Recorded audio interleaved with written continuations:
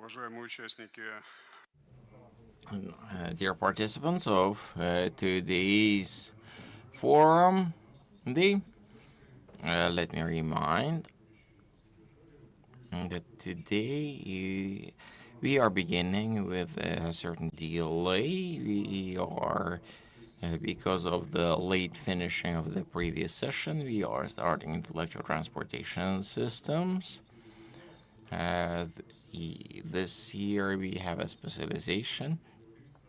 At some points, we were talking about services and education. Today, it's the time to talk about systems that are receiving external challenges. So we need to talk about the specific systems that should be in AI of the intellectual transport systems. So it's not just AI. We understand that it can be inside tool sets, inside the decision-making points. We will take a look at speakers. We will have some remote connections. Not all speakers that wanted to take part in today's event were able to reach us physically, but Kazan Digital Week, a well-known platform, would allow us to run everything smooth, not that much time, 9 presentations, an hour and a half, quite a packed format. But if we want to interact and ask questions, and we are looking forward to a discussion, let me introduce today's participants. The moderator of today's session is the president of the Republic Federation Academy of Sciences, chairman of the Association of Support to Digital Development, director of Road Traffic Safety, State Budgetary Enterprise, Mr. Rivkat Mikhanov. On the presentation, we'll be having ITS Thailand President, Mr. Tong Karn, Kaucharamtorng. I tried very much to pronounce the name correctly. May I hope that I manage. Thailand, that would be a remote participation. We'll be very happy to welcome this connection. Another important part, presence of specialists that are developing intellectual transportation systems of the adjacent types of transport, because the time has come to talk about uniform intellectual transportation systems, because the time has come to talk about process taking place at Russian railroads. Mr. Evgeny Chukhnov, Russian Railroads Passenger Solutions. It's important to take a look at some other sources of knowledge, and from the African region we'll be having Director General of Technologies Limited from Uganda, Mr. Frank Dumusime. May I hope that you'll be able to have the connection run well. We would also be having a remote connection of an important person, a permanent participant of the discussion lately, a chairman of the Technical Committee on Standardization of Raw Standard 164 AI, Mr. Sergei Garbush. May I hope that he'll be able to connect. Then the geography for our participants is quite wide. We are having representatives of Belarus. I would be happy if we'd be able to have the docent of Auto Transportation Faculty of Belarus National Technical University, Sergei Buktanovich. And clearly, we would be having even very strong participants in rounding up. Would be our presentations. It would be very interesting to hear what has changed in Symmetra's company. Mr. Prokhorov, Technical Director, is with us. And of course, we can do without application, because everything developed is getting reasonable when they are being introduced in practice. In that sense, it would be important to get feedback from the leaders of practical application. Thus, at the very end, it would be important to hear the opinion of Mr. Marshilnik Medyanov, Mr. Oil and Cargo, and myself moderating the session, Sultan Kaziev. If necessary, I will introduce myself. Let us move to presentations. We have organized today's session in a logical sequence, and then it's very important that Rivkat Mikhanov will give a proper tune to the interaction. Mr. Zankaziv, thank you very much. I'd like to stress the fact that as a result of the forum, there is a protocol of instructions, not just a resolution, but specific instructions with the specific responsibles for implementation. I believe Maxwell Tigovich, Federal Minister, will sign it. The protocol. I believe that that kind of proposal would be supported on your side and strengthened. I'd like to mention that this year is having great importance to us, 30th anniversary of the Russian Academy of Sciences. May I have a clicker? And in the Republic of Tatarstan, in 300th anniversary of Russian Academy of Sciences, this was announced by the Republic of Tatarstan. A year of scientific and technological development in the Republic of Tatarstan. You might have noted. Seen that the science should always be prevalent at the forums and conferences, something that we moved away from lately, and we'll be trying hard to be showing that example to transform the trend. In the May, on the day of the inauguration of the President of the Russian Federation, Vladimir Vladimirovich Putin, has identified the main national objectives, and one of the main elements, dimensions thereof, is assuring industrial policy, technological leadership, and two elements related to the topic of our meeting is transportation mobility, autonomous transportation means, as well as economy of data, digital transformation, and AI. In that sense, I believe that work will be continued. I would like to state especially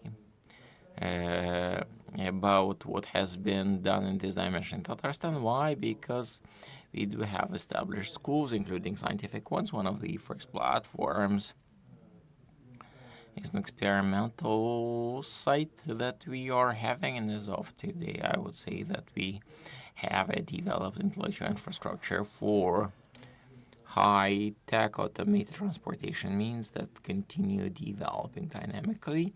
In here, it's Annapolis. It's important to know that on top of the projects being implemented today are modules for identification and planning of routes through complex segments, unmanned cargo, as well as light vehicles. We have a center of robotics. We have AI center. Thus, a full set necessary for addressing tasks. At the moment, data collection and data integration with the necessary equipment and implementation, working with a proper floating platform, etc. And important to state that this is headed by Mr.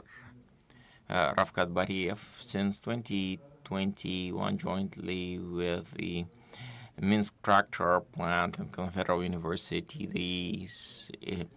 We are seeing scientific development of respective equipment, calculation blocks that are supporting decision-making by people, plus universal templates being used for designing information system based on the concepts of mutual replaceability and modularity. We are having Belarusian friends with us, and they would probably confirm. It's important to note that Confederal University, jointly with Minsk Automotive Works, has developed a base project for the proper equipment and pilot implementation.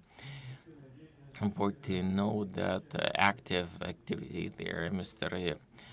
Dmitry Chikrin, director of AI and Robotics Institute of Kazan Federal University, and important that Tatarstan truck manufacturer KAMAZ has demonstrated themselves well at M11 unpiloted, pilotless trucks have had a significant amount of cargo. 9 trucks are circulating now to be erased by the 18, and they would start running pilot tests also at M12. The coverage of by necessary equipment and technologies is at the moment amounting to 60%. That means that respective components need to be developed. That's related to many things, segments necessary, digital twin of the highway becoming important. You understand that to provide significant coverage of all the communication infrastructure, serious investment and costs are necessary. Important to know that Kamaz is doing a lot in this dimension, lowering the need of driver participation on one side and increasing autonomous transportation. Both of those routes should lead to maximum pilotless operation of vehicles by 2035. That's happening thanks to the chief constructor, Mr. Nazarnikov Alexei. And and it's important that by 2025, jointly with Mintrans, etc., I can't say that we have completed, but we are continuing the work of the pilot zone for testing zone for highly automated transportation means located at Special Economic Zone at Alabuga. We are having the scientific leader is Sultan Vladimirovich, and practical leaders are from Rozdorny, and I'd like to accentuate the fact that in here, as a result of our work, we would probably get the scientific and methodological documentation necessary as full set to implement automated transportation means. Unfortunately, a lot of diversity of approaches in this regard. Important to note respective standards. CAS 64, we hope that our platform will become a certified site that would allow for shaping uniform requirements for AI on board of pilotless vehicles that would be supporting in line with the technical committee, technical standard TK 64 for standard. So they were introducing a new term today. It is very important, especially in the Traffic Safety Commission, the meeting of which is planned to have in the Moscow level for using the non-unmanned vehicles for providing traffic safety. We think that today we should develop the establishment of this consortium. And here, the main player here is Rozdorny. A short distraction, so staff makes all, and here in Tatarstan we have an advanced engineering school where they work in the intellectual vehicle with a zero carbon track, and they are implementing educational programs, so we have all the link, starting from the training of the staff, using their finances, and we should look at this broader. And once again, as we have already focused on, we need today the sphere which already exists in the Republic, unmanned pilot systems, unmanned vehicles and water vehicles, and the solutions which are used there. Where can we use them, make them unique, and you use them? I would like to emphasize that, coming back to Innopolis, the development of unmanned flying systems and water and land vehicles is the topic for research. However, there are already developments which are used in the city of Innopolis. There is a controller, CU controller, their own development for interaction of management systems, various sensors controlling the movement are used already there. And taking into consideration this situation which we have in the Republic, this year we started establishing a profile coordination scientific research centers in the AI and unmanned vehicles.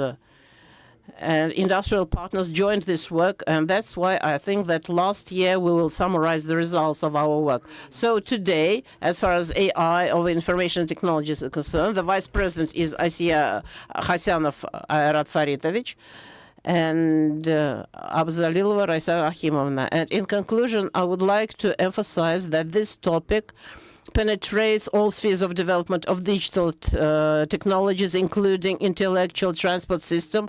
I didn't analyze the works of our scientists in AI and highly automated transport vehicles. I hope that next forum we will have the possibility to present purely scientific sections which will consider these questions separately. Thank you very much for your attention.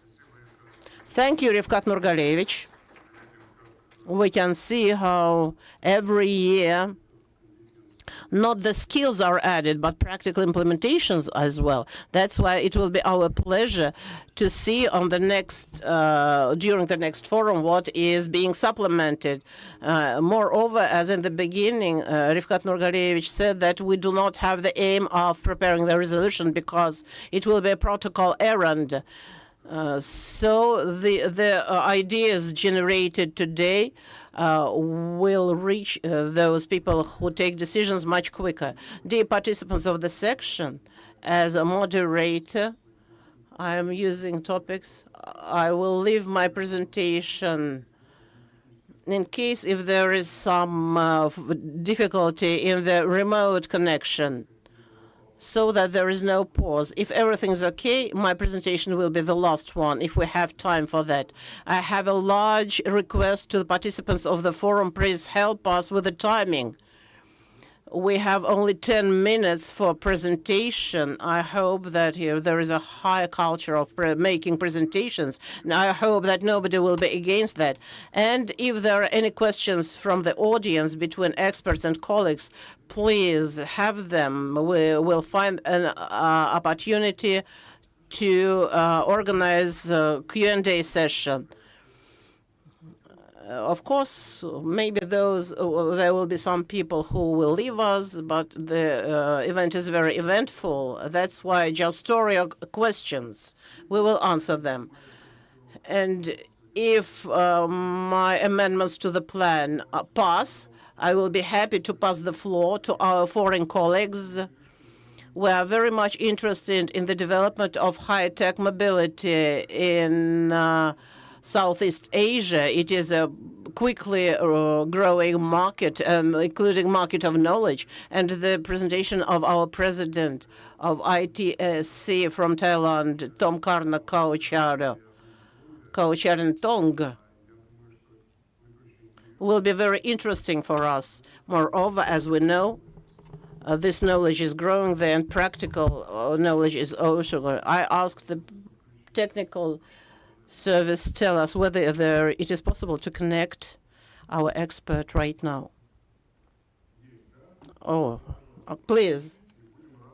We will be happy and will welcome our very important participants of today's section.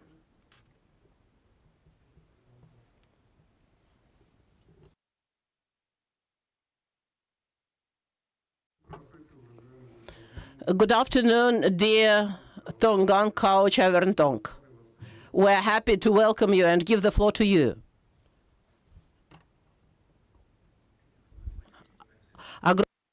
Can I have my slides? Да, все слышно, видно. Yes, we can hear you and see you. It's okay. Слайды можно показать?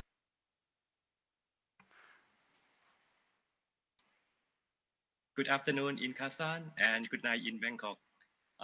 Distinguished guests, colleagues, and fellow experts. It's my great pleasure to be here as a special guest lecture. Can I have my next slide, please?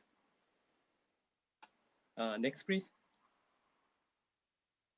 The urban centers across ASEAN are experiencing unprecedented growth.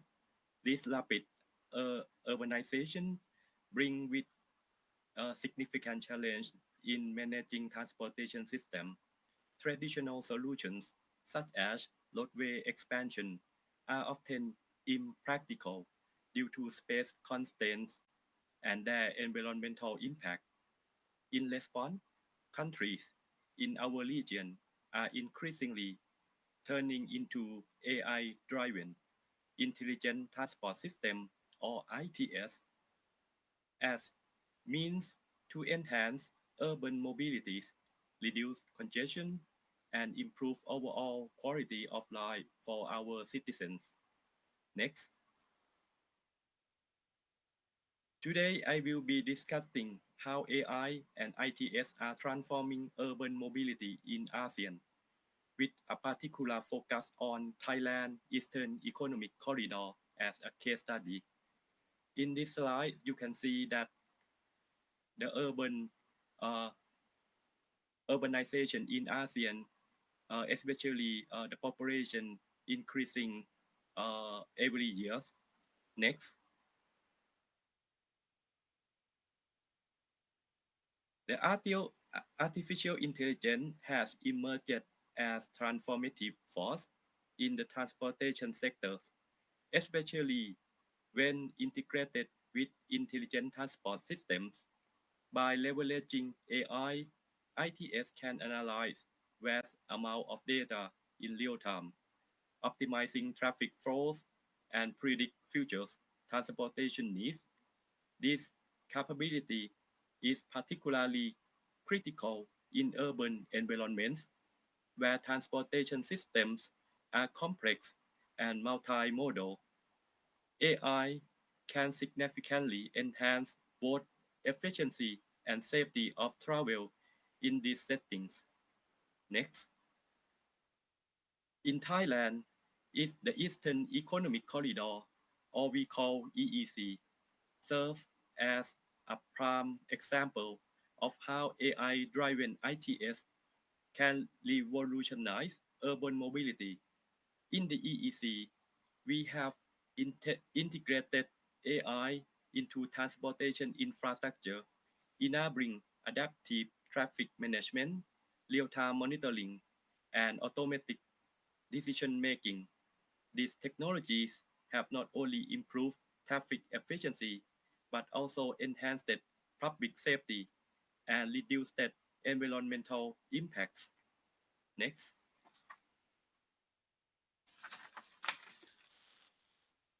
This one I would like to discuss about vehicle to everything or V2X communication. Vehicle to everything or V2X communication is a key component of AI-driven ITS, particularly in enhancing road safety and promoting inclusive mobility. V2X allow vehicles to communicate with each other, as well as with infrastructure and pedestrians, creating a more connected and safer transportation environment. In Thailand, V2X technology is currently being tested in several pilot projects within EEC, especially in the university, with a focus on improving pedestrian safety and reducing accidents. AI-driven V2X systems can alert drivers to potential hazards such as pedestrians crossing the road or sudden changes in traffic conditions. This technology is particularly valuable in areas with high pedestrian activities like city centers and school zones where safety is paramount. Public transportation is another area where AI-driven ITS can make a substantial impact. Next. In many ASEAN countries, public transportation systems are underutilized due to inefficiencies, lack of reliability, and poor user experience. AI offers solutions by optimizing routes, predicting demand, and providing real-time information to passengers. In the EEC, we have used AI to enhance bus and rail service, making them more reliable and efficient. AI algorithms analyze passenger data, allowing transport operators to adjust schedules and deploy additional vehicles when needed. This level of responsiveness not only improves service quality, but also make public transportation more attractive option for commuters, helping to alleviate the pressure on the road networks. Next.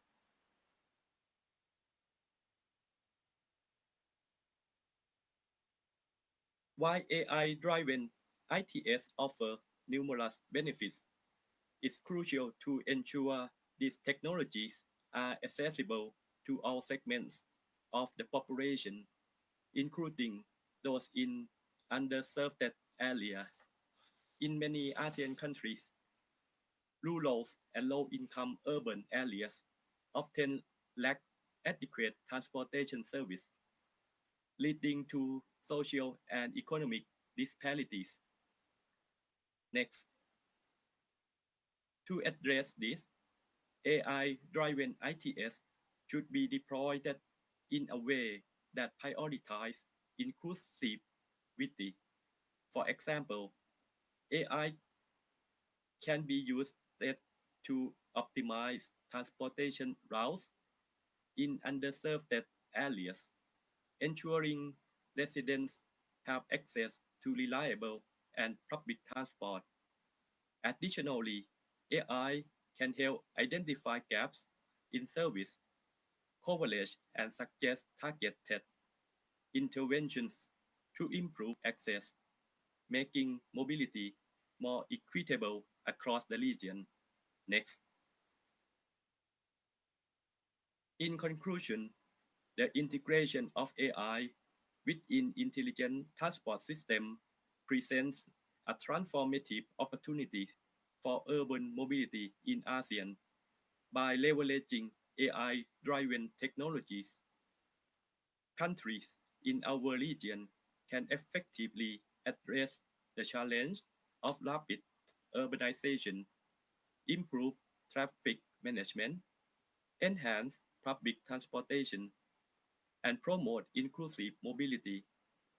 Thailand Eastern Economic Corridor serves as a model of how AI and ITS can be successfully implemented to create smarter, more efficient transportation networks.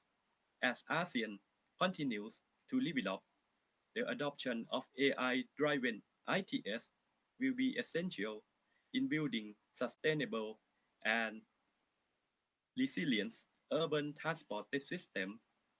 By focusing on adaptive traffic management, AI enhanced public transport, V2X communication, and inclusive mobility.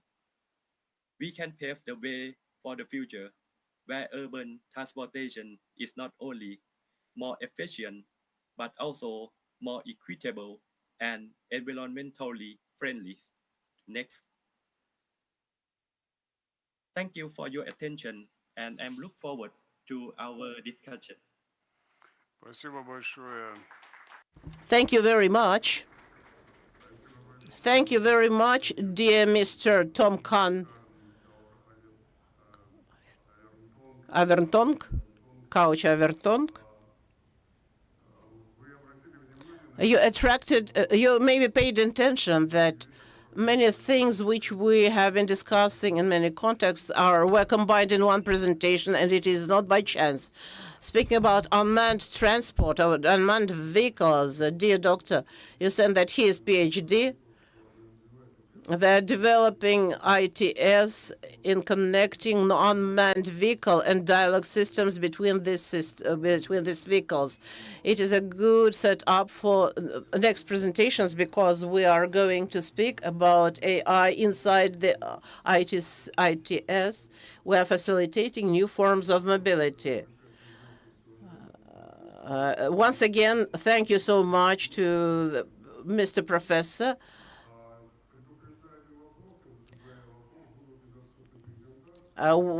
Just answering your questions whether the presentations will be accessible. We will ask all presenters to provide the materials, and everyone. And Rifkat Nurgalevich was the first to say that he will provide his presentation.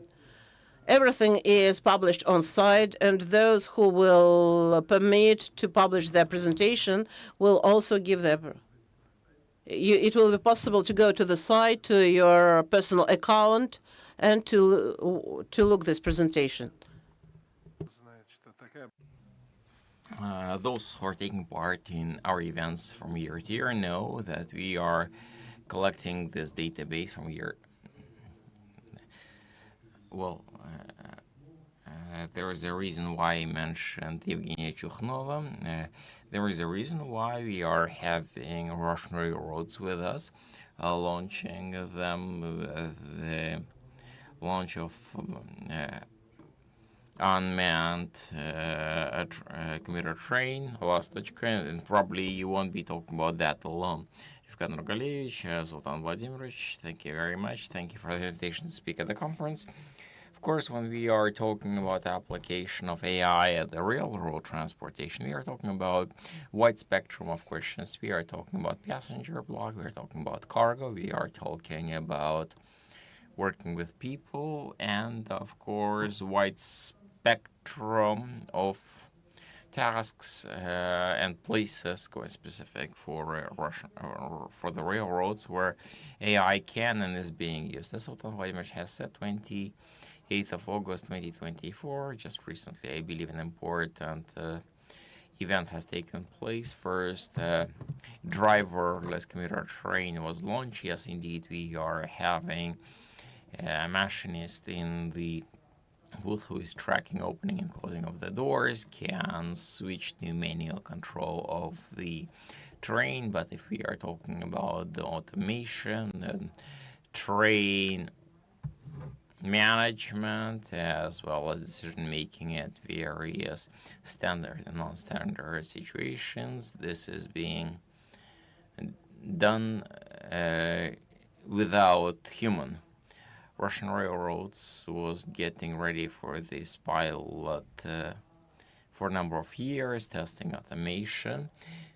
Important to know the progress. By the end of the year, we expect unmanned train will be traveling without the machinist driver in the driver's seat. That way we will be talking about unmanned transportation system going live, talking about Russian railroads holding and its view on the strategy of AI application.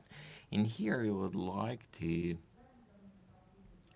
stress systemic approach we are promoting. In 2022, Russian railroads has adopted artificial intelligence concept that has described main approaches and tasks for the application at the railroad, approaches to assessment of effectiveness and applicability of respective technologies, or identified priority technologies listed. Recently in an interview, Evgeny Gricharkin, Deputy Director on IT, was reporting that over 20 projects with AI application are launched in Russian railroads, and down to specific ones, we would go into various aspects, including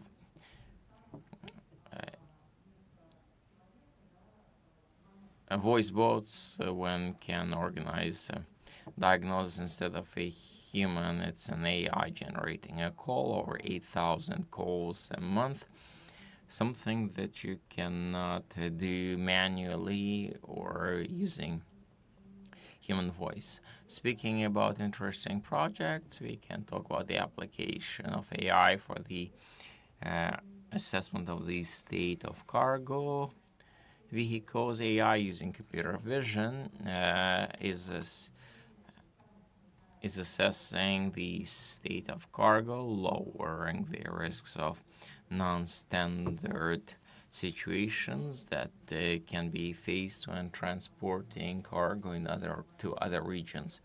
Obviously, preventive models are being used. We are actively working with models that are helping us organization of train movements. I was mentioning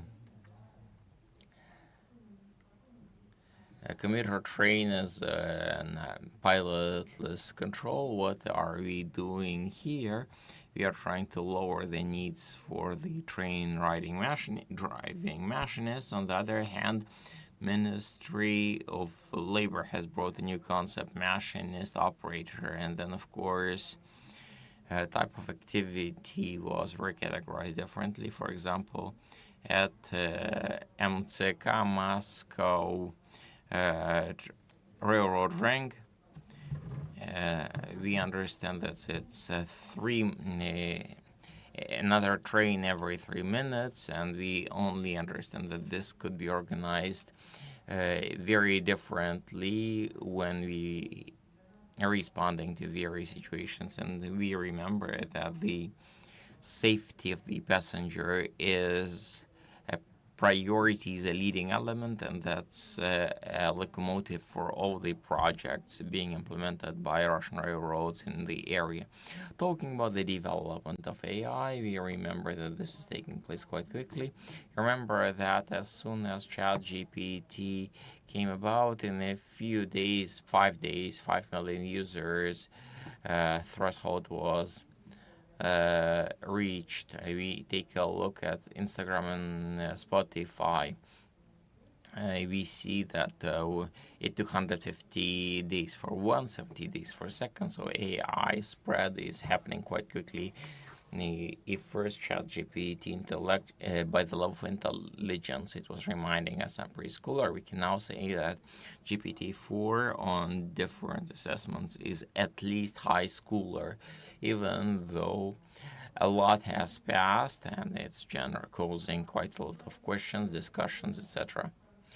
Talking about digital passenger solutions by Russian railroads, the company I represent are a partner of Russian Railroads IT block. Our focus is developing passenger systems. We are managing sales channels, working as an operator for tourism opportunity solutions. We are demonstrating various systems that would allow to avoid non-standard situations down to predictive models that are used to recommend specific tourism-related solutions. Why is that important? Because tourism is shifting towards personalization. Users don't want limitations any longer. They want maximum level of personalization, but satisfactory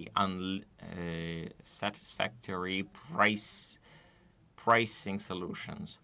At the same time, this complex of transportation and tourism-related services are combined, even though they are different legislatively. At the same time, the product is being offered seamless. People don't need to go on the website and try to connect different solutions as it were, because we understand that individual travel and group travel is different from the point of view of legislation. People are getting a dynamic package, meeting their needs based on AI technology that's analyzing different parameters of users, offering them optimal solutions. I believe that we can be talking endlessly about the areas of application for these solutions. We are having a famous institution as part of Russian Railroad, a developer of the Express system. Plenty of modifications are there right now. Express new generation information system of Russian railroads. Once they finish they are finishing those modules. They are coming actively into implementation of AI.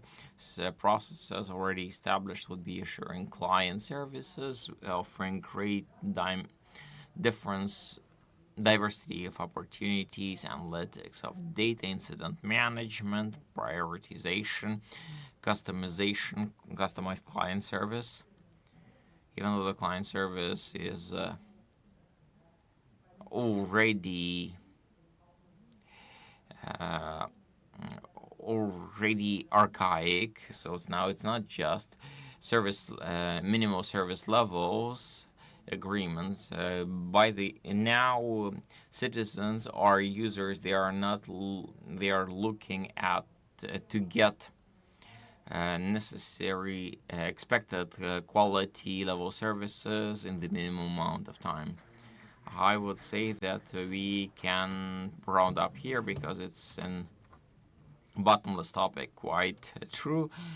It's not a coincidence why you are with us, because I'm noting that the spaces where we are working start overlapping actively. We start doing working on similar tasks. I know that Pavel Popov, who is the hero of the logic commuter train automation before offering the architecture of his solution, has spent quite a lot of time studying the best practices in automotive transport. In that sense, we of course are congratulating you, because we can talk a lot about the theory of the question. In your case, you are having practice that can be, I guess, tested, held with your hands. Thank you very much once again. Please don't forget that going future. Right now we will have a number of remote connections, distinguished participants, including from outside of the Russian Federation. It's with a great pleasure that I'm inviting to connect, if it's possible, Mr. Franco Tomusine, Director General of IOYA, Yoya Technological Limited. I love the topic of your presentation, sir. With great pleasure. E-management in smart cities. If these two top and smart cities, if we bring them together, they are with AI in overlapping. Technical service, could you please confirm if we are having good connection and we can have distinguished speaker Frank Tomusine? Good afternoon. If you are hearing and seeing us, we will be very happy to have you speak to us. Hello.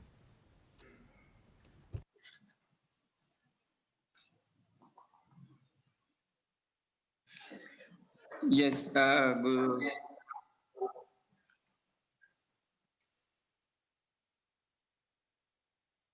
Так, мы вас слышим и видим, пожалуйста. We both see and we heard you, sir. Please continue. Uh, Good afternoon, ladies and gentlemen. Thank you for the warm welcome. Frank Batunga Tumsimi is my name, Director at Yoya Technologies Limited. And today we are here to talk about the e-governance in smart cities. Before I do that, I need to inform you about our vision. We provide trusted business solutions that transform revenue administration across Africa. And we are based in Kampala, Uganda. That's where our head offices are. We have delivered several technologies that are supporting in the delivery of e-government services in the cities here in Uganda and others in the region. I could go straight to my presentation. Please let me go to the next slide of my presentation. The next one, please. These are the different technologies that we have implemented in delivery of smart cities solutions. For example, we do have revenue management solutions. We do have smart parking. We do have a lot of work we have done in interfacing with the different MDAs. Those are ministries, departments, and the agencies. We have made use of e-payment solutions, of GIS, and then street parking implementations, smart street parking implementations here in cities of Uganda. And these are what I'm going to talk about today. Next presentation, please. Next slide. Yes, so today's topic is on the role of e-governance in smart cities. And here we look at how smart cities leverages digital technologies to enhance the delivery of government services, improve public administration, optimize city functions, drive economic growth, and improve residents' quality of life. The services here we look at, let's say, public services, transport services, health services, education services, among others, as we are going to see in the next slide. So here we talk about the components of the smart cities, where we do have e-services. This is where we have portals, web portals that are used to deliver services to the citizens, to the businesses, also to collaborate with the other government entities. We have mobile applications that we do implement. As you all know that now everybody is having a phone, but fewer people are having access to bigger computers, bigger screens, but the majority have mobile phones. So we look here at how to deliver services to the citizens through the mobile applications, digital infrastructure. Here we look at use of smart information, Internet of Things, in street parking. We'll have cloud computing, where different ministries, departments, agencies, and also private businesses are moving out from traditional hosting to cloud computing. We look at data analytics and the management, big data analysis. As you know, the richest companies in the near future always going to be rich in data. So here we make use of data for decision making, and then cybersecurity. As the technology is advancing day by day, also attacks are shifting from the traditional way of attacking to use of the technology. So we ensure that we do have our systems secure, and then look at innovative ways of delivering the services. I talk about the artificial intelligence and machine learning and the blockchain and so on. Scalability and adaptability, whatever systems that are being implemented in transforming these traditional cities into smart cities have got to be scalable and also adaptable. Let's go to the next slide, please. So how are the e-services being delivered to different categories? Here we think that there are only about three models. We do have government to government. Here we look at different ministries, departments, and agencies collaborating together for decision making. And I'll give an example here in Uganda, where we have different ministries that came together to form a program called TREP, that's Taxpayer Register Expansion Program, where the primary authority in charge of registering individuals, another in charge of registering non-individuals. The other is in charge of issuing out permissions to the investors, both internal and the foreign investors. And then the others are in charge of taxation and the trade license and so on. So here we look at how the government of Uganda has used the smart technologies to deliver e-government services to different audience. Then we'll look at also electronic procurement system. Here we look at how different governments acquire suppliers to give them services, both consultancies and non-consultancies, through an online platform. And this is all ways of how Uganda government has used the e-governance to deliver e-governance to deliver services to the citizens. We look at the citizens' participation and engagement platforms. Yes, everything that we are doing is for making the livelihoods of the citizens better. And so this cannot only be done by one government department, but several coming together. So whatever information that is gathered, feedback that is collected from the citizens is shared across different government departments to improve on choosing which government priorities, government projects that can be implemented to improve the livelihood of the citizens in Uganda. Next slide, please. Here we look at government to business systems. So we have implemented a solution called the IRAS, Integrated Revenue Administration System. This is used by the businesses to register their businesses online, to assess themselves, to build themselves, and also make payments through this system. It enables them comply with government taxes, regulations, and also when the payments are made, the different ministries also access this data to support them in the decision making. We have implemented digital permit and licensing systems. For example, if you have a plot of land or you have you're a government department, you are going to develop, let's say, a road, and so you need to get permissions to check whether your project is suitable to be implemented in a certain area, not a wetland. And so to get permissions for this development, you need to apply to the government body. And so we have implemented a solution that can enable businesses to submit their terms of references, their projects online, and they are viewed online by use of this digital technology, by use of GIS to approve their implementation or their developments.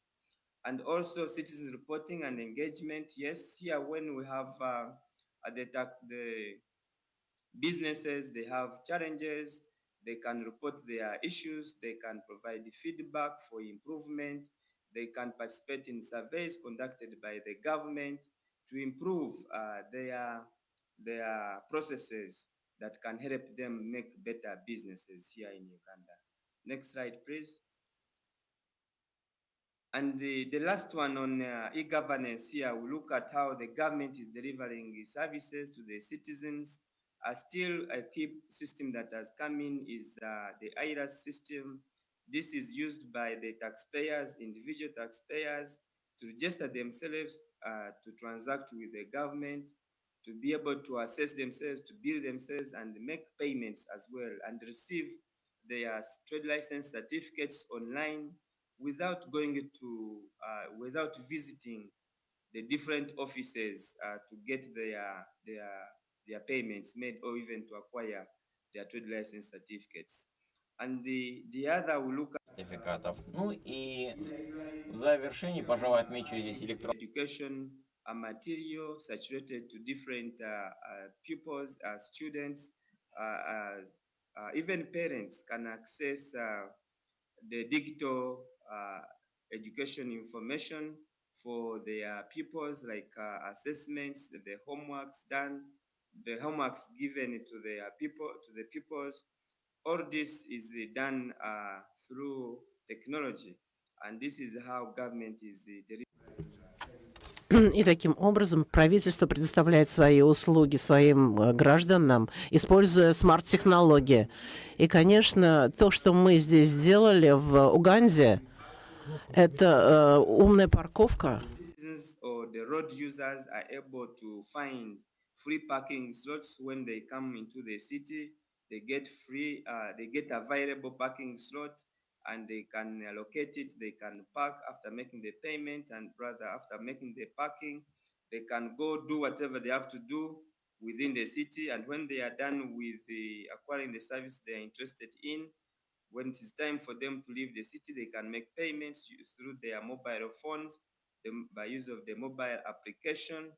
And these are all different technologies we have implemented. Maybe also to mention, we have implemented sensors that can help in identifying these parking slots. And this is all seen by the government through the dashboards. And next slide, please. These are the benefits of e-governance in the smart cities. Accessibility. So here, everybody, all the citizens, both government, or rather individuals, non-individuals, can access government services and information from anywhere at any time. It can also be their information about health, about their schools, about transport. They can be able to access the transport services. All this is through the use of the smart technologies. Transparency and accountability.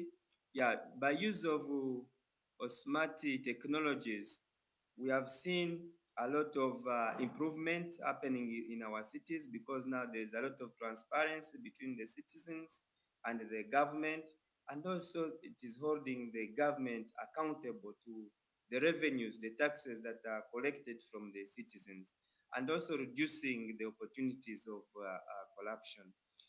Citizen participation. The smart cities, smart technologies enables citizen participation in the by providing their ideas, by providing their feedback, which help in the decision-making process. And also, it brings in ownership of the priorities implemented by the government, because the citizens do participate in voting what priorities to implement for them. Data-driven decision-making, yes, through the big data, through the dashboards, through the reports. We collect all this data through the technologies, and it is supporting the government to make informed decisions in real time.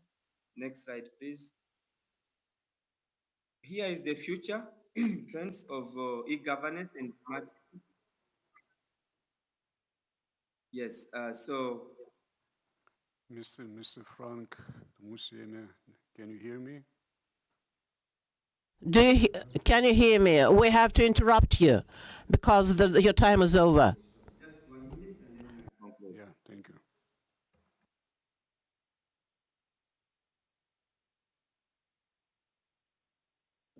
Yeah, so here are the future trends of e-governance in smart cities. We are looking at artificial intelligence-driven insights, blockchain for identity management, Internet of Things, enabled environment, and then real-time data analytics, and the lastly, interoperability of e-government solutions. This is where e-governance is coming in to support in implementing smart cities. I want to say thank you so much for listening to us and for the opportunity to share with you these different insights of e-governance in the smart cities. Спасибо Thank you so большое, much. господин Франк Мусиене. Я еще раз Thank you very much. I am very sorry for having interrupted you, but we have very strict timing, a very interesting trends you have been talking about, and very important for Russia. If you are not against, we will publish your presentation. We will translate it into Russian. It is very important for us. Thank you very much for participation, and we'll be happy to welcome you next time. Thank you.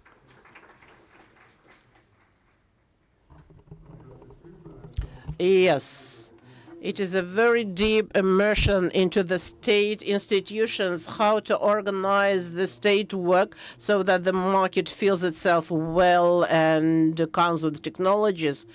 We just needed a small reload so that people who have English very well and understand the topic. It is a short lecture, of course, but it is a very informative contact. Now we are moving to a very important trend related to how state institutions help business through the system of standardization and what correct things you must know in the system of standardization so that to differentiate AI from non-AI. And I am happy to welcome Sergei Garbuk, the permanent member of our platform. I am very happy to see you. The floor is yours. Good afternoon, Rivkat Nurgalevich, Sultan Vladimirovich. Thank you very much for the opportunity to take part and inform you about work which are being done in the development of the national system of the AI. Can we have my presentation, please?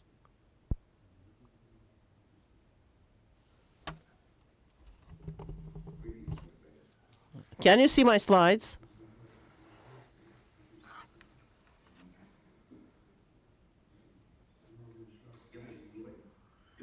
I will start.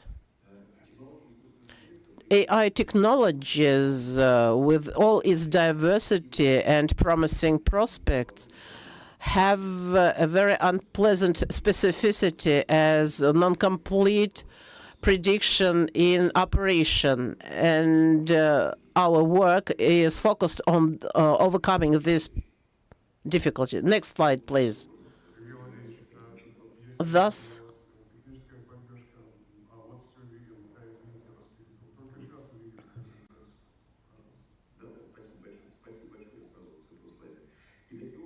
so we single out 4 aspects of trust or safety, complete safety of the automated systems with AI, in addition to the technical reliability, information security, import sovereignty.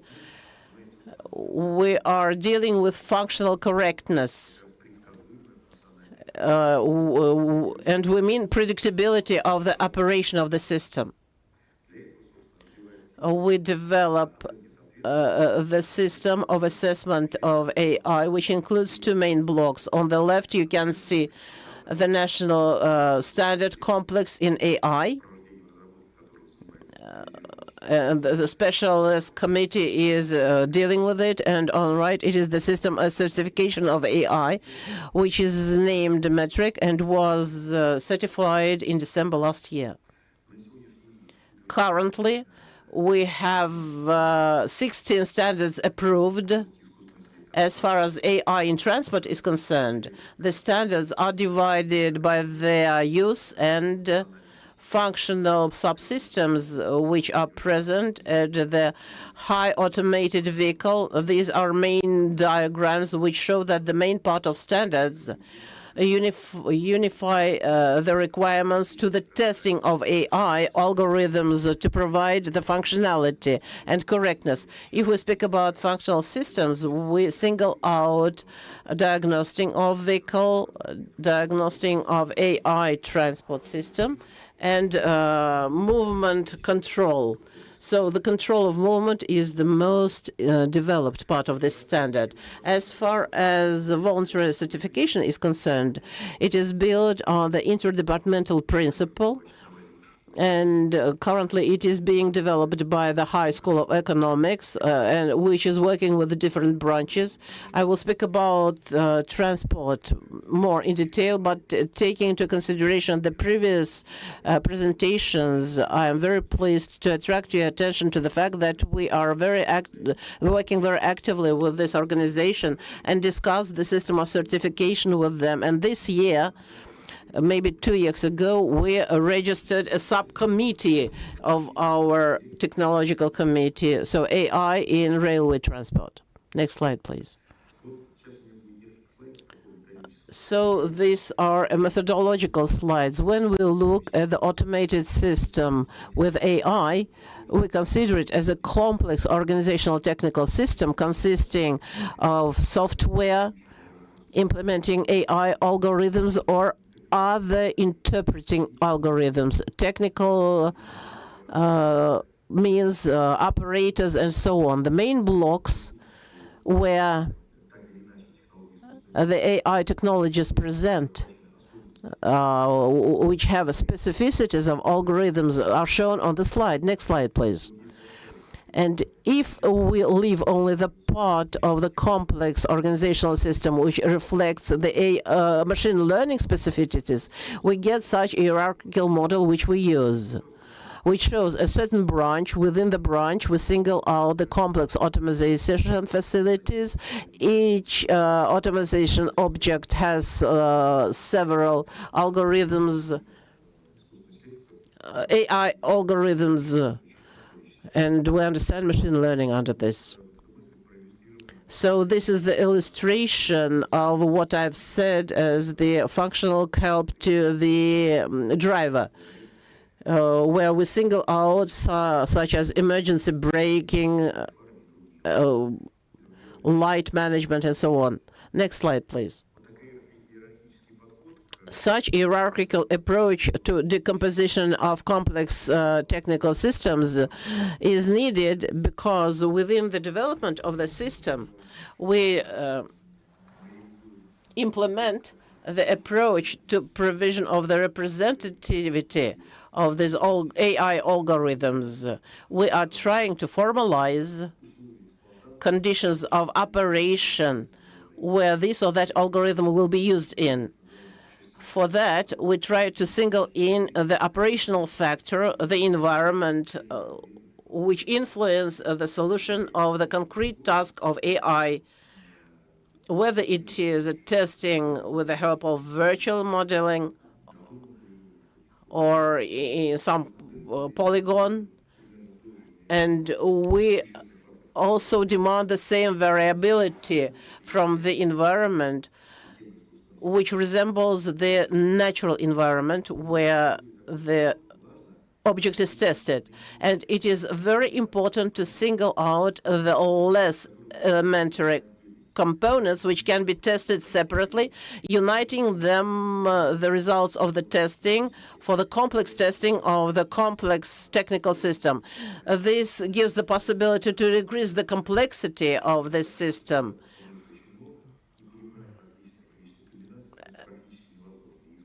When it is not possible to test each system in whole. So we decompose it into the separate AI algorithms. And what is more important, we are developing some anthropomorphic classification of typical algorithms of AI. For every class, we formulate unified types of the operational factors. For example, on the example of the algorithm of identification of road signs, we have shown this operational task. For example, the lighting, some evil deeds, the background where we have to identify the road signs and so on. We try to unify the approach to substantial factors or to the minimum set of operational factors, variation of which presents the representative algorithm. Now, coming back to organizational factors or peculiarities of our system, this is the scheme of interaction, looks like this. There is a managing body, the designers, the developers, and the use of the AI. And there are bodies on certification and labs which must be organized in the branches where they understand the specificity of this or that AI systems, and there are specialists and the deep understanding or specificity of use of this or that systems. For today, in August, we had the first meeting of the Improvement Commission, and during the work of voluntary certification, we approved the testing of 3 testing labs and 1 certification body. This is the certification body on the institute named after Mendeleev. And accreditations of these labs and body cover use of AI in measuring systems, test URLs, we accredited the testing of road construction tech vehicles. And the company from Open Code was accredited for carrying out testing for AI for industrial safety and some other spheres. So we're expecting for the first results and of testing this approach, and of course take into the consideration the context of our today's event, which is the continuation of long-time discussions with colleagues. We are hoping for the possibility of organizing cooperation with the state budgetary institution, the road safety, with a special economic zone of Alabuga and other colleagues who are using AI technologies in transport. And we think that organization of such huge database and possibility of using this in the transport and combining it with the possibilities of the committee and machine learning algorithm in interaction with foreign organizations and sharing their experience will make it possible to organize the efficiently working system of assessment of the compliance. I would like to finish on this. And once again, thank the organizing for the opportunity to take part in this conference. Thank you very much. We are seeing great advancement in your work over the course of last year. Maybe the time has come to have large-scale consultations, not necessarily in one go, but to identify the boundaries of AI, because that was something that we were beginning with. It's important that cybersecurity would not be feeling that what they are doing is AI. They are doing AI maybe unwillingly. The developers of various systems would understand where is AI, their area of responsibility. I may hope that we would be going to this conversation to where the conversation we started with. Hope you hear me. Otherwise, I would call and talk the wonderful presentation. We would have to come back, and the topic of the upcoming presentation is very interesting. Let me report on that. That's not a topic, but an intrigue, I would say. Mr. Sergei Bogdanovich from the Republic of Belarus with the topic of presentation. If I may I announce that AI and the forgiving roads, active prevention of road accidents. Everybody's intrigued. The floor is yours, Sergei Volyevich. Thank you. Dear colleagues, ladies and gentlemen, mine is an overview presentation to fit into the agenda. If there is interpretation into English, please forgive me, dear interpreters. Next slide, please. And I guess the one after a wonderful introduction. In the area of this rapid technological progress, safety of traffic is one of the sensitive challenges of the modern community, and the concept of the forgiving roads directed at minimizing consequences of human errors committed when driving vehicles is becoming especially important when decreasing accident and consequences thereof.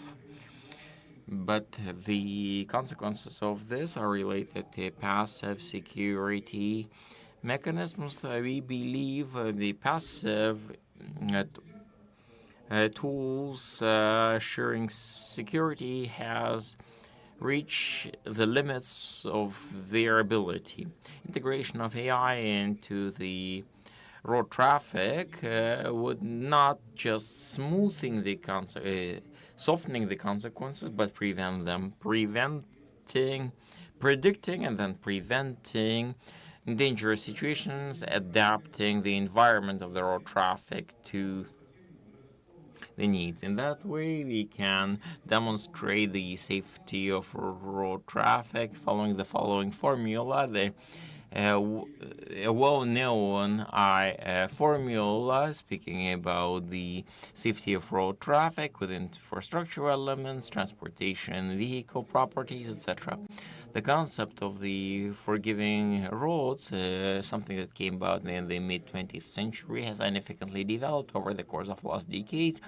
Managing structure has great many tools prevent decreasing the complexity and the consequences of road accidents, various surface tools, separation of lanes, etc., exist.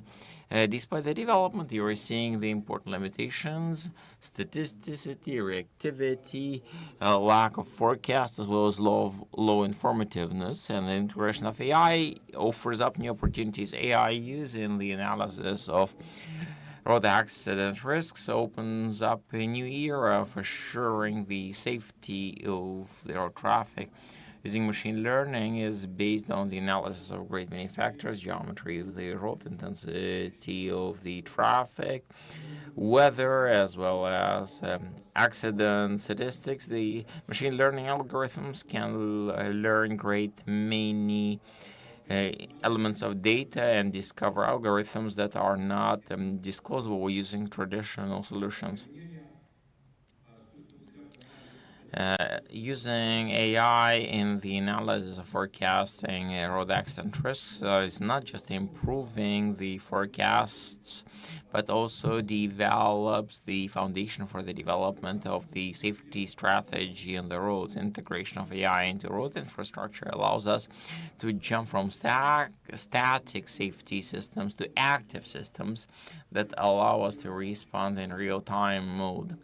That opens up a new dimensions of increasing the implementing the safety on the roads and the dynamic adaptive systems of safety. Dynamic control of the speed are becoming an important element of the systems, can be shown the way I'm showing them on the slide. Another element of safety is intellectual barrier structures, controlling their rigidity. They are managing system is analyzing the data from various surfaces and then instantaneously changing the rigidity.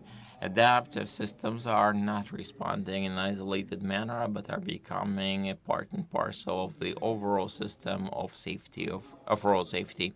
AI here is coordinating the work of various components, assuring synergistic effect and maximum effectiveness of forgiving infrastructure. And we can demonstrate the advantages in the table on the slide. Effectiveness of forgiving roads is increasing when we are integrating them with modern intellectual systems. V2I are becoming most important when assuring communication between vehicles and road infrastructure, and they are serving as a central element for coordination and interaction of all the components.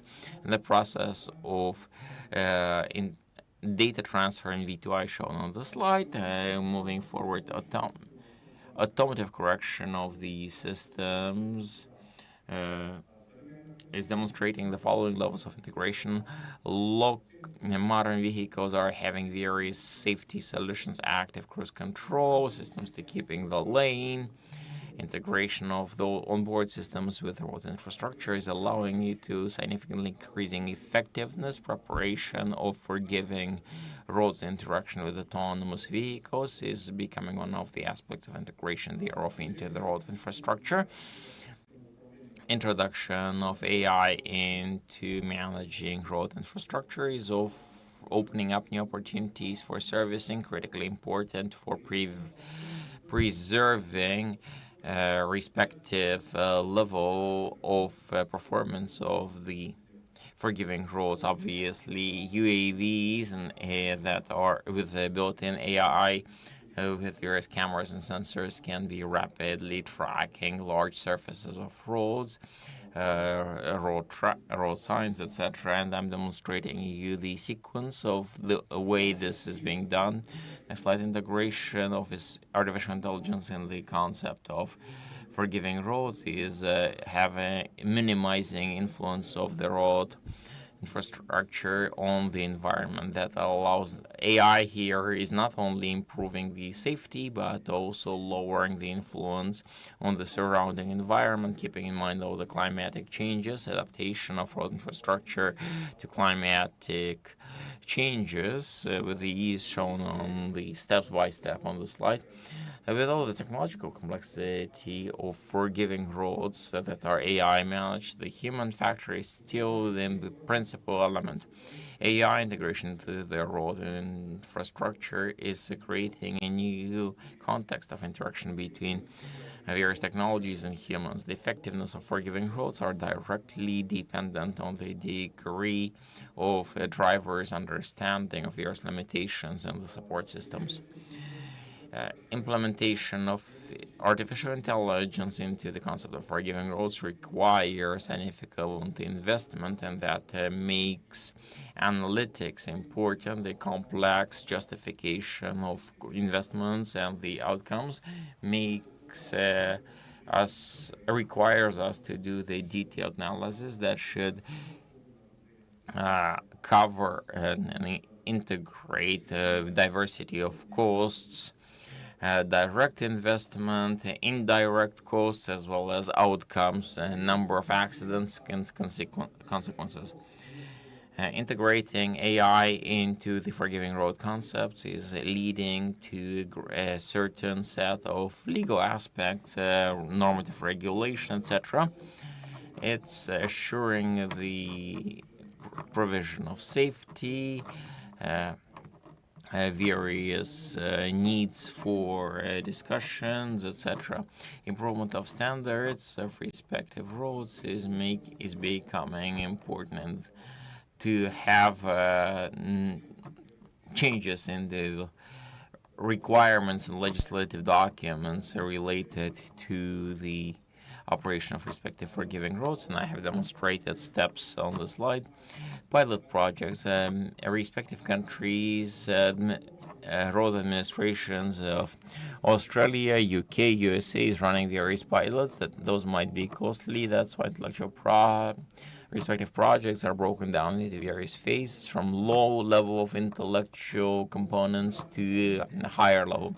The negative side of these pilot projects is that they are not always scalable, as well as the fact that small projects are not always generating enough data for developing justification for the need of scaling the project. At the moment, we can't be talking about the full-fledged implementation of AI into forgiving roads. We are mainly speaking about the projects of various solutions. We are mainly using concepts. It was difficult to find something large enough. As an example, of course, I can give you I'm from Australia, A2M2 connected corridor from UK, as well as I210 pilot in the United States. And I guess the following slide. And that would be it from what I wanted to say. Thank you very much for your attention to me. I hope that my presentation was of interest to you. Thank you very much, Sergey Valerievich. Very important dimension you have not mentioned. Probably you didn't have time in your interaction with Kazan Federal University, what Rivkat Nurgalevich was mentioning, but we are seeing that interaction is also taking place on road safety. Probably was closer to Dmitry Viktorovich, but the topic of intellectual transportation systems there. Thank you once again for timing. A clear culture of timing your presentations is something very noticeable. We continue. I believe my presentation will be left for the next time, but it's very important for us to hear the presentations of two very important participants of the forum.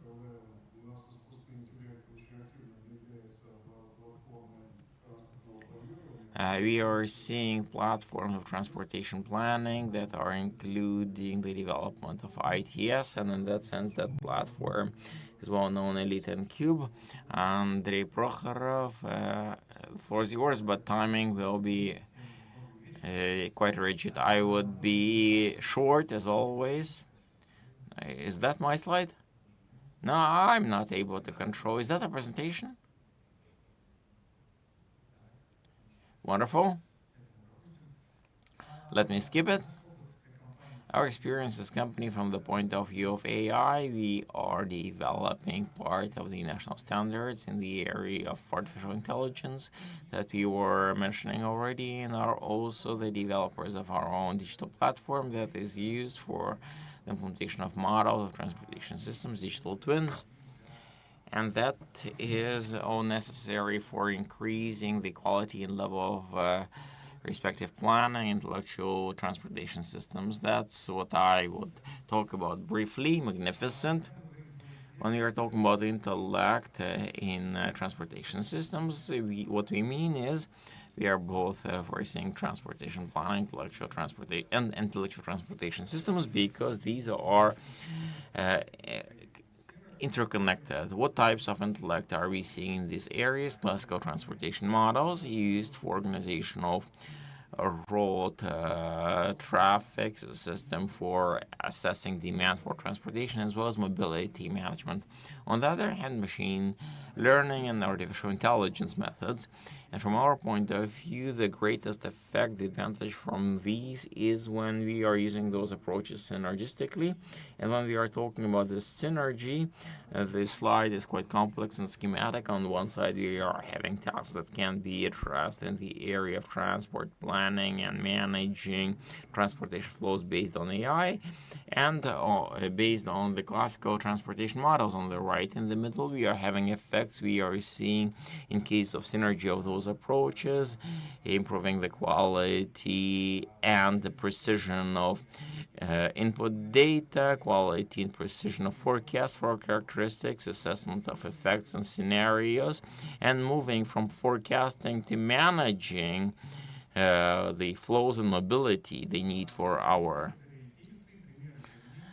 mobility. Some cases about application of AI, something that are already being used in our platform, improving precision of assessment socioeconomic data that are quite necessary, very much necessary for creation of transportation models, calculation of transportation needs and flows, and forecast in the real data based on data from tracks, detectors, and classical models.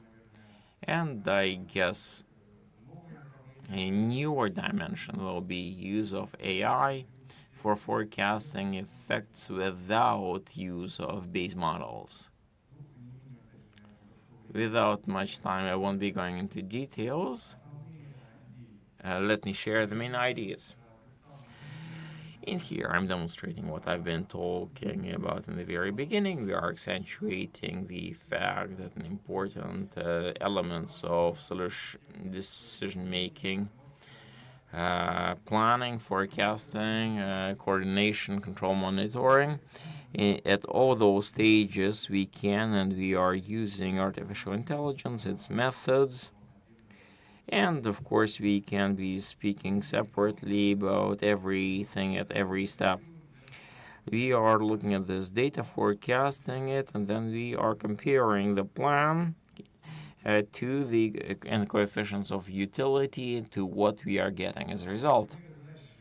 Examples of tasks that can be addressed using the synergy of various approaches and using AI modeling. These are covering all the classical ways of construction of the roads, traffic light managing. And in conclusion, my last slide, a few thoughts. The first one is something that was already expressed today, that we need to be developing standards, and they are being developed. From my point of view, not enough attention is being paid to the format of standards of exchange of data, and especially when we are talking intellectual transportation systems, and I hope that this is all changing. And the second aspect, just as a note, there was a publication, there is a hype cycle, and economists are believing that AI would be having a similar curve, but if you take a look from below on the curve that is described, we are now having a third cycle of ups and downs, and the question is whether we would have this down, and there is quite a lot of discussions and philosophizing possible in this note. I'm finishing up. A very high timing discipline, masterclass on the way this should be delivered. I'd like to express my thanks to Leonidovna for participation in the conference. She requests the chance to leave. Once again, I will be very happy to see your participation. Vyacheslav, thank you very much. I noted that you are having some movement towards other transportation means, including the water transportation. And the railroad transportation was here not for a reason. I suspect that you would be offering us the solutions on all types of mobility in a year's time. Let us hope we are moving towards that. Just that. And let me remind, right now we'll be having a very important presentation about the ability to apply everything properly in practice, everything we were talking about. And Marcel Shatovich is the best and knows most about this from among us. So Marcel Shatovich, the floor is yours. Good evening, dear colleagues. As far as the timing is concerned, I will be maximum brief. The aim of my today's presentation is to show that AI is not yesterday and maybe even not today, but tomorrow, which has become today. The single operator, there are a large number of events, of incidents, and this will not be possible without using AI. If we did this yesterday and only using people, the number of staff will be thousands, maybe tens of thousands people. And I will show you why I think so. Let's look at the possibilities we have today on the right. These are typical abilities of an average man, and on the left, it is the average meanings of a machine, which makes it possible to fulfill multiplied calculations, adaptation for this or that, changing conditions. It is also the distance from which the car can censor this or that objects. And there can be only one conclusion. Those operations which has become routine, where we do not need deep thinking processes and emotions, can be given to a machine, and it will solve them efficiently. A typical scenario on the road, as we are using on the highways, and the railway colleague has already left, they are introducing AI in railroads, and we're doing this on the highways. Typical scenario, identification of the driving licenses, whether there are some scratches or whatever, and using algorithms of neural net, we can for shape transactions. This will be the traffic flow control and detection of various scenarios. And of course, today we would like to go into the remote future. There's kindly a prophet in the motherland. That's why we would like to see what people thought who are already. One of the most famous is Ray Kurzweil, the technical director of Google. He says that in 2033, the cars will be completely autonomous, unmanned, and will fill our roads. And our compatriots such as Artur or Kirill Ignatiev say that digitalization will become a norm, and without that we will not be able to do. There is a hypothesis that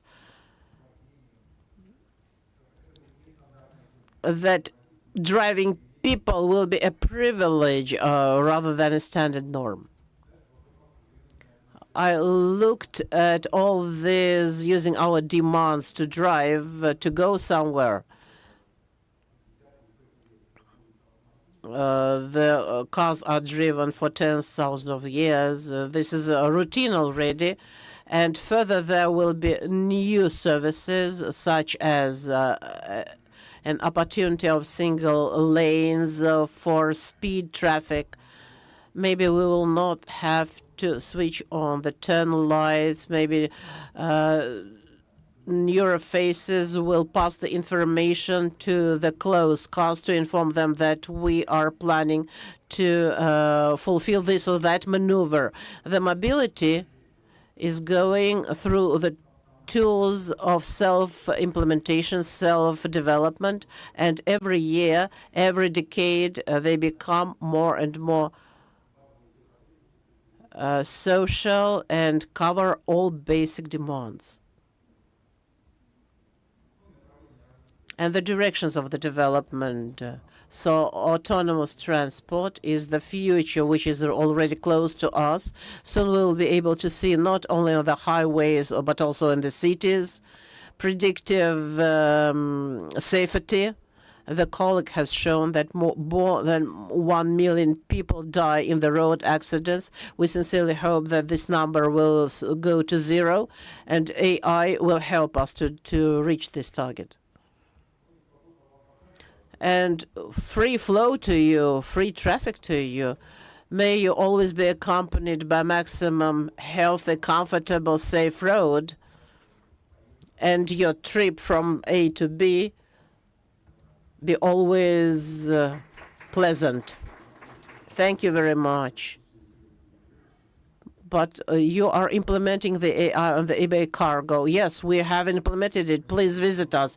Thank you so much, colleagues. I would like to pay attention that we have been following the timing, and now 5:45, but there is my presentation as well. I will try to make a short presentation if I can. If not, I will just publish my presentation. Either we have fulfilled our timing and you are all tired, or maybe I will take your time without voting.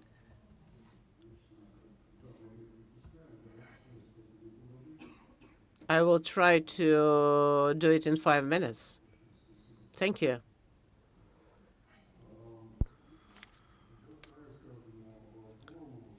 To every forum Kazan Digital Week, I try to voice the trends which are appearing. And these are the trends which has been established further. I'm speaking this in the context of ITS.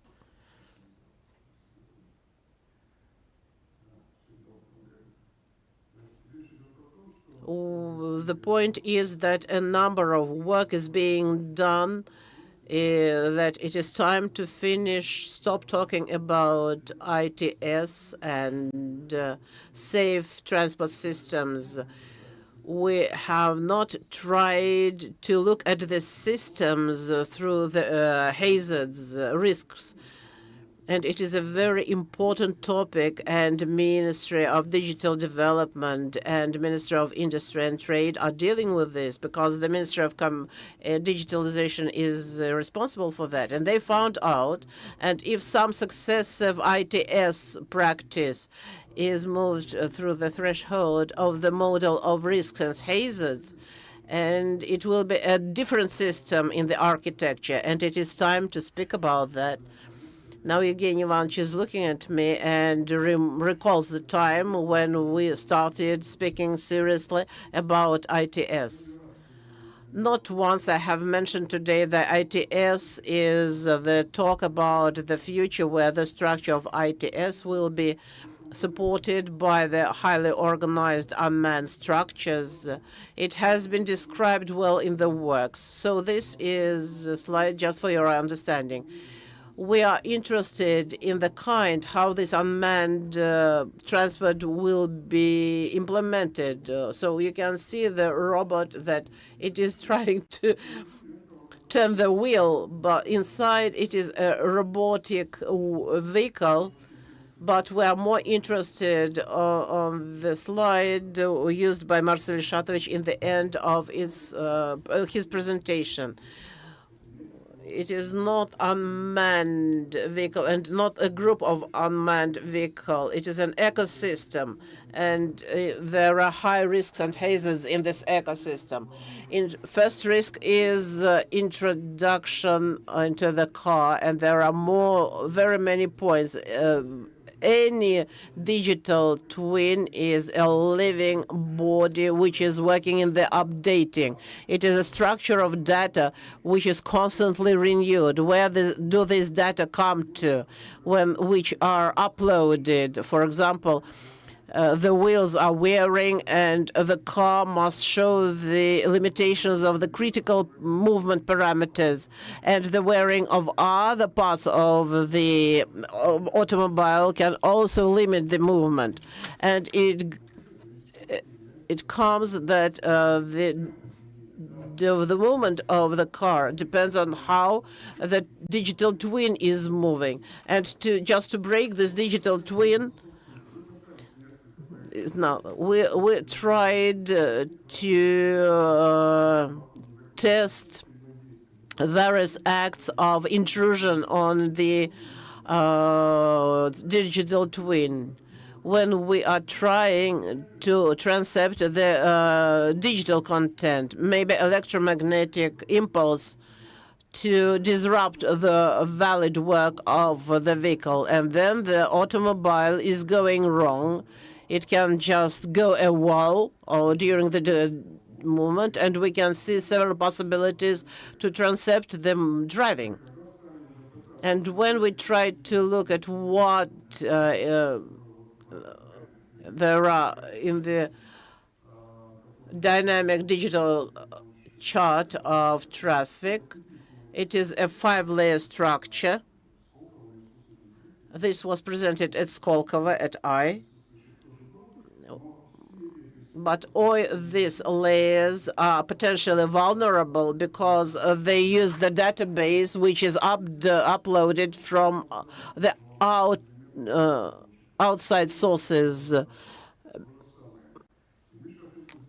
We are dealing with this. Why we are doing this? Inside the car, the telematic, which is used inside, whether it is a Chinese version of architecture where the whole control is done from the multimedia bus, or other American bus where there is a scan 1, scan 2, especially the high speed, is vulnerable if you do not protect them.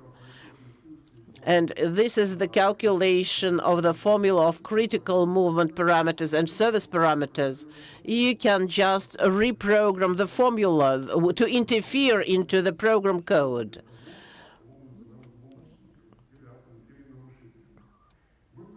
We interact with the best companies in Russia, which do this with high quality. This is their main business. For example, Kaspersky Lab, Green Atom, Rosatom. And they say that the first unmanned vehicle is the potential hazard because we cannot protect it if we do not start right now and here. We must understand that the meaning of functional safety has several layers. First, it's 100. Well, if we thought that cybersecurity is complete, now we have functional safety and cybersecurity. The systems which provide the workability of the ADAS, of electronic systems of the car, are potentially protected, but the systems that provide movement of the car as highly automated transport vehicle are not protected, and we must deal with these risks, and they are shown to you on the vertical, which showing you the numbers. Thus, the appearance of hazards can be divided into several stages. I show you the result of the work of the working group. This is not my imagination. It is a large team of people, the best in the country in cybersecurity. And these stages surprised me very much. showing me that you can either cause harm or predict intervention on the stage of design of the road infrastructure or design of the car. For example, from the very beginning, you can use such measures of protection because the software which simulate the electronic architecture have special things and have learned a lot. For example, this is the example of the attack scenario. It does not show any numbers. This is experience of one of the very strong developers of the strong protective software of Russian. This is a patented product, but it includes the module of detection of the illegal intervention or intrusion. There is a practical experience of everywhere. And I was surprised to learn when I was in China that they also have such a leader which deals with the prevention of violations. And he said that the biggest number of intrusion is from Russia. And in Russia, it is from China. So we are highly respectful to each other. And the working group by the 13th of October 2024, the Deputy Minister Shvedov came to Madzi, looked at our technique, and he had a big team of representatives of all software developers, Kaspersky, Positive, and so on. And then we made a decision that from the beginning of 2024, we organize a working group, the main task of which is the development of all software measures of counteracting attacks. It was to be organized by the MADI. The aim, it works under the control of two departments of automobile industry and cybersecurity. Everything is very serious. In 2025,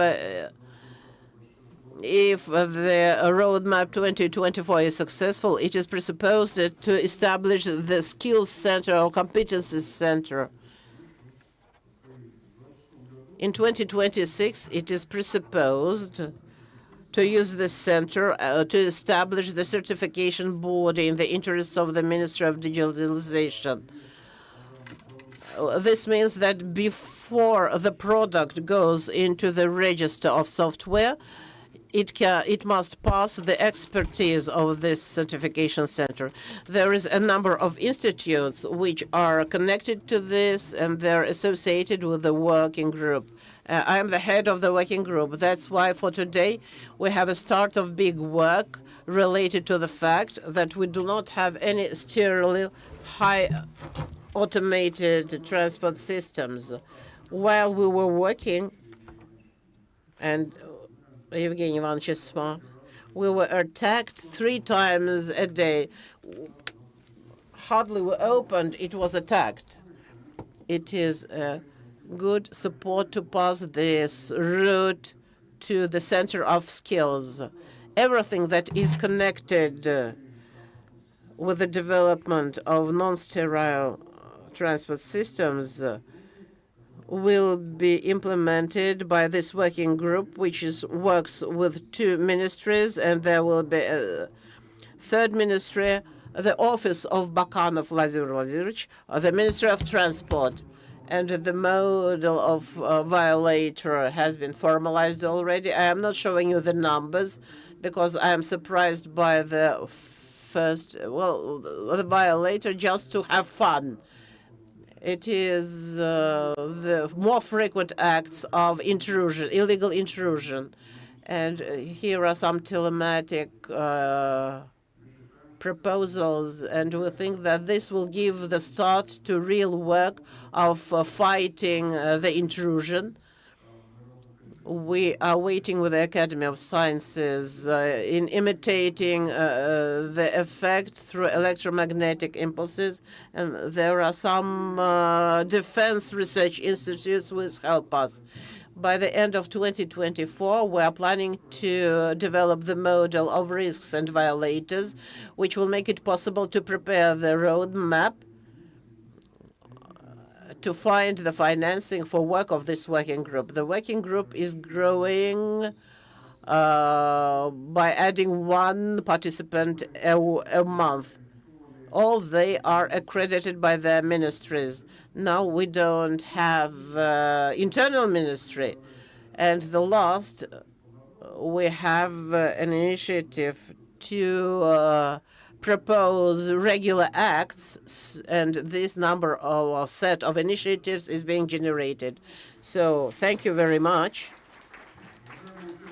Dear participants of the section, I'm grateful to all of you. The only thing I didn't fulfill if there are any questions, please send them to organizers. We promise on behalf of the organizers that we will answer all of them. Thank you very much and see you again.